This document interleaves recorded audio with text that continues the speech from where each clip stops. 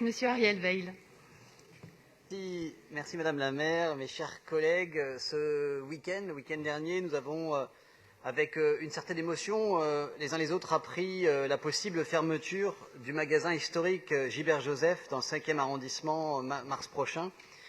Et la librairie, vous le savez, je le rappelle, est fondée en 1888 par Joseph Gilbert, qui était un professeur de lettres classiques de Saint-Étienne, après qu'il ait commencé en ouvrant des étals de bouquinistes sur le quai Saint-Michel.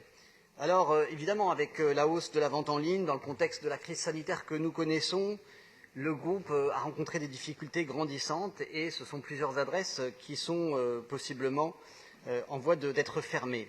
Et voilà pourquoi je me réjouis aujourd'hui du rachat de la librairie Gilbert Jeune, située, celle-ci, au 15 bis boulevard Saint-Denis, dans le 2e arrondissement, à Paris-Centre, qui avait été donc créée en 1934 et rachetée par Gilbert Joseph en 2017, qu'elle soit rachetée par une SCOP, une société coopérative et participative, la coopérative des idées, créée par un libraire engagé, René Aupetit. Et je voudrais d'ailleurs rendre hommage à la fois aux élus qui se sont mobilisés et à l'ancien maire du 2e arrondissement, Jacques Bouteau, qui avait initié cette démarche. Je crois qu'il faut absolument, lorsque malgré des difficultés, de nouveaux modèles de librairie se créent pour maintenir cette offre, il faut non seulement le saluer, mais le soutenir. Et c'est le cas avec cette délibération DAE 270.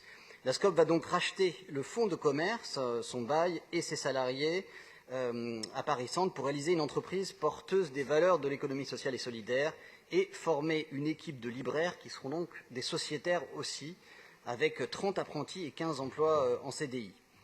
La SCOP propose un plan qui vise le retour à l'équilibre en 2 ans. Je n'en donne pas les détails, sinon que beaucoup autour de table ils sont nombreux, avec des prêts bancaires, des partenaires financiers traditionnels, et la ville, dont la subvention représente seulement 1% de ce plan de financement.